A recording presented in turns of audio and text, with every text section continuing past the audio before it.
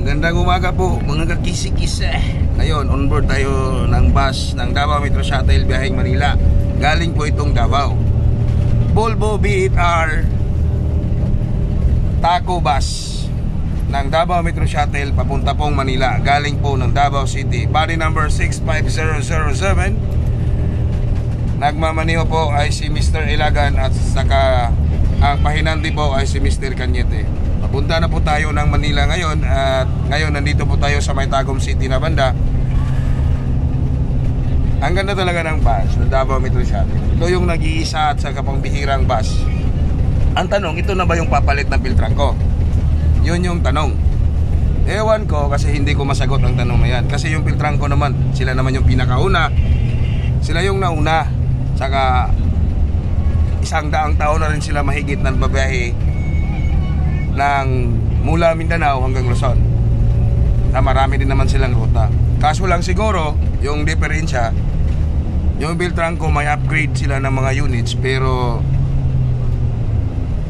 talagang napaglumaan na. Siguro yung mga pasahero naman ngayon, yung tinatarget naman nila yung conveniente na biyahe tsaka yung maluwag. Yung aircon naman magkapareha na naman yun, malamig, diba? So ang pinakapag-ibahan lang talaga ng dalawang bus kasi itong Volvo VHR Taco Bus ng Davao Metro Shuttle is automatic bus. Saka yung suspension niya is airbag system na. Airbag system na yung suspension. Tapos yung filtrangko nanatili pa rin sila doon sa Molly system. Saka isa sa pinagkaiba nila yung CR. Kasi yung Davao Metro Shuttle talaga na bus, meron talaga siyang CR. Yun yung pinagkaiba nilang dalawa. Tsaka sa takbuhan, pareha lang din naman eh. Yung daanan, pareha lang din naman. Ang pinagkaiba lang talaga yung accommodation tsaka yung conveniente ng pasahero. Kasi hindi naman yung Davao Metro Shuttle naghahangad na sila yung magiging number 1. Kasi makikita naman sa kanilang sa kanilang vision to be the most admired transport services company in Mindanao. Ang sa kanila yung ma-admire sila, yung mapanatili ang kanilang reputasyon na isang Davao, isang bus company mula Davao na noon hindi alam na ganito na yun, lumaki ng lumaki yung kumpanyang to. Nagsimula sa 19 na unit lang. 19 na unit na yung sinimula ng bus na to hanggang sa lumago.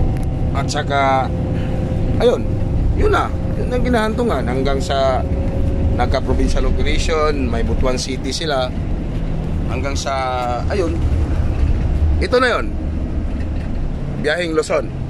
So yung bus na to pala, nagmamayari is yung mayor po ng Tagum City, si Mayor Ray Tioy. Siya yung nagmamayari. At sa ngayon pinasiwaan ito ng kanyang anak. Kasi yung kanyang isang anak na si Sir Oyo, busy din sa kanyang karir bilang isang politiko, na ngayon ay isang busy gobernador ng Davao del Norte at tumatakbong congressman ng Distrito 1 ng Davao del Norte. So ngayon ang nagpapatakbo ay si Ma'am Emerald Limboy, yung bunsong anak nila, yung tinatawag na Adi. Siya yung nagpapatakbo at so far so good naman yung takbo ng kumpanyang to. Maganda naman. So nandito tayo ngayon, nandito na tayo sa may bandang Tagum City. We're in Tagum City na pala. Ito pala yung Tagum City, yung highway nila, yung tinatawag na the Expressway of the South. Kasi pagka nakatungtong ka na doon sa may tinatawag nila na kilometer 47, kilometer 48, Bingkungan, Madaom area, para kang nasa expressway. Kasi 6 lanes yun, malapad, malaki yung area. Yun, maganda. Tuloy-tuloy lang yung biyahe, walang traffic. Yun ang pinagkaibahan. Pagka kung galing kang Mindanao, papunta ka ng Luzon, pagka nakalabas ka na ng Davao City, tuloy-tuloy na yung biyahe. Tuloy-tuloy na yung biyahe, walang traffic. Ito yung pinagkaiba dito. At saka talagang yun yung tinatarget ng Davao Metro Shuttle to be the most admired transport service company in Mindanao. Hindi lang siguro sa Mindanao, kundi sa buong Pilipinas, kasi nakikilala na po ng lahat ang Davao Metro Shuttle bilang isang pangunahing transportasyon mula Mindanao hanggang Luzon. Saka yung mga bus kasi nila, yun yung titik-tik ng mga biyahero. Kasi ikaw naman, kahit biyahero ka, di ba? Kung biyahero ka, masasabi mong doon ako. Kasi komportable ako pag nakasakay ako. Pag naiihi ako, may CR. Tsaka yung mga bus stopovers, hindi tinitipid yung pagkain. Tsaka friendly yung mga kuha nila. Friendly yung drivers, friendly yung conductors, friendly yung inspectors, friendly lahat. Kasi yun naman yung kailangan ng mga tao, di ba? Yung maganda, komportable yung biyahe mo. Wala kang anong tawag doon? Yung hindi ka discomfort ba, di ba? Maganda yung biyahe. Tsaka sa takbuhan naman talagang hindi ka naman mabibitin. Sa ngayon, hindi pa puno yung bus kasi yung mga booking kasi nito, yung bookings kasi ng bus ng galing Davao, ng Davao Metro Shuttle is hindi doon lang talaga sa Ecoland Terminal. Kasi yung bookings talaga is galing sa pagkalabas mo ng Davao, may bookings kasi ng Tagum City, may bookings ng Nabunturan, may bookings ng Caraga Region tulad ng Trento, San Francisco, Butuan, tsaka Surigao. Yung iba na hindi na na-accommodate yung ibang mga pasahero kasi punong-puno na talaga. Pagkarating ng San Francisco sa Butuan, puno na yun. Yung iba na nga wala lang kung gusto nila uupo na lang sila sa may side. May tinatawag silang stall dito, pero yung stall hindi yung tinotolerate ng kumpanya kasi alam naman nating bawal. Kung meron lang talagang existing passengers pagkagaling doon sa Luzon, kasi naiintindihan na naman namin doon, naiintindihan din naman yung transport groups, naiintindihan naman po ng LTFRB doon na minsan talagang magkakaganon. Sa ngayon hindi pa pupuno ang bus, pero nang makita ko yung itinerary, puno na. Pagdating ng Surigao, punong-puno na talaga siya. 44 yung pong seating capacity ng bus, 44 passengers. Saka may exist na isa, 45. Kasi sa likod pwede naman gawing tatlo, dalawa yun eh. So mag-i-exist sila ng isa o dalawang pasahero. So magiging 45 yun. Magiging 45 yun. Pinakamataas na yun, 46 siguro pag may bata, ganun. Pero ito yung kagandahan. Davao Metro Shuttle traversing the same road with Piltrangco, yung Philippine Transport Corporation, yung pinakaunang transportation ng Pilipinas. But then again, yung sa upuan, pag may anak kang dala na maliit na bata, pwede kayo magiging tatlo kasi malaki. Papakita ko sa iyo yung upuan ha. Ito yung mga upuan ng Davao Metro Shuttle. Ayun malalaki, malalapad. So kasya yung tatlong tao dito kung may maliit ka na bata. Yun yung pinakamasaya, pinakamagandang lugar na makikita mo pagka nagbibiyahe ka kasi may dala kang anak, dala yung pamilya mo. So inanayahan kong lahat ng mga kakilala, kaibigan, sa aking mga subscribers sa aking YouTube channel, Soroy Nindoy, inanyayahan ko po kayong lahat pag bumabiyahe kayo simula ng Luzon, Visayas at Mindanao, simula Mindanao, Visayas at Luzon, doon na po tayo sa Davao Metro Shuttle.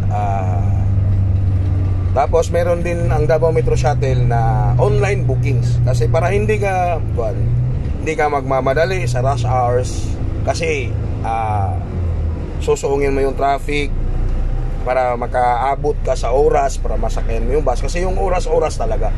Pero meron naman yung Davao Metro Shuttle na extension time para antayin yung pasahero. Mga 15 to 30 minutes extension time para antayin yung pasahero. So makakaabot ka, pero much better na magpabook ka online, magpabook ka early as one month, as early as 2 months. Magpabook ka na para makasakay ka ng Davao Metro Shuttle papuntang Davao at saka papuntang Luzon. At saka sa Luzon pala, yung terminal pala na magdadrop sila sa Luzon is sa PITX, sa Parañaque Integrated Exchange Terminal. Doon pala yung dropping area ng Davao Metro Shuttle. Sa ngayon nakikita mo yung pasahero galing sa CR. CR siya. So hindi ka na bababa, hindi ka na papara. Hindi katulad sa ibang bus company na papara ka para mag-CR lang. So dito, mag-CR ka. Tapos sa CR, meron yung nakalagay na may tao sa loob. So sa ngayon, ipapakita ko sa inyo ang loob ng Davao Metro Shuttle, kung ano ang nasa sa loob nito ha. So makita nyo lahat. So magsimula tayo dito sa may sa likurang area. Ito yung sinasabi ko kanina na likurang area. Sa 44 seaters capacity, ito yung 44, yung dalawa. Ito yung 43, saka ito yung 44. So dito merong extension, ayan o. Yan, so pwede yung tao makaupo dyan. Pwede dalawa, pwede tatlo. So ito yung CR. Ito yung CR ng Davao Metro Shuttle. Nakalagay dito, bawal magdumi. Ihi lang po tayo. So ibig sabihin, iihi lang tayo. Ay nakalagay, bawal din ang smoking. So dito po, mayroon nakadesignated na mga nakalagay na mga numberings.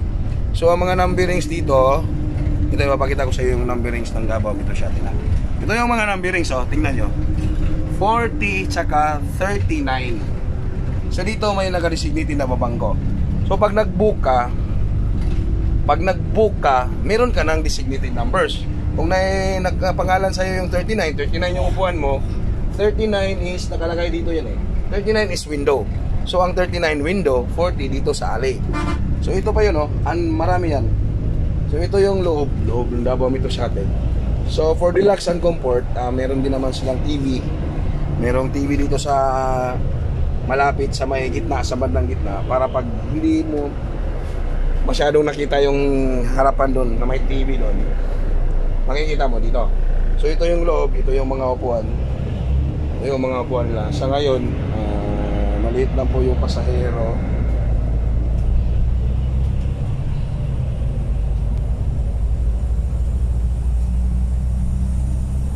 So ito yung sinasabi ko na manual. Yung manual wala dito kasi automatic po. Walang cambio, di ba? Saka ito yung driver nila, si Mr. Ilagan. Say hi, sir.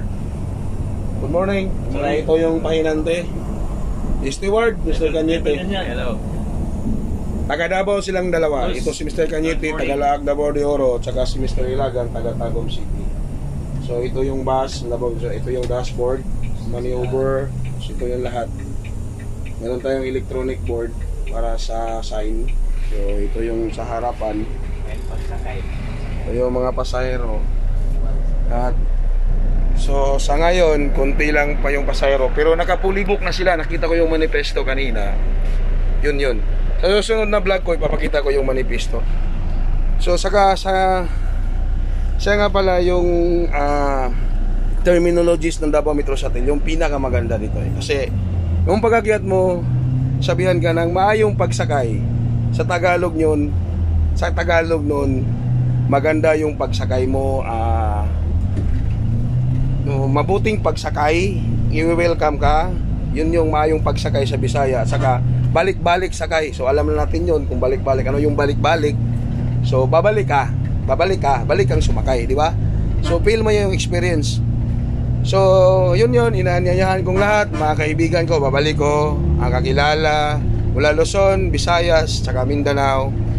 Let's ride Davao Metro Shuttle mula Mindanao papuntang PITX, Parañaque, saka mula Parañaque hanggang Mindanao, Davao City yung baseline. Saka pwede tayong sumakay ng Visayas, Tacloban, dadaan sila ng Tacloban, Baybay Leyte, Abuyog Leyte, Sugod Southern Leyte, Bato Leyte, Hilongos Leyte, Liloan, saka sasakay tayo ng Pascat mula Liloan papuntang Surigao City.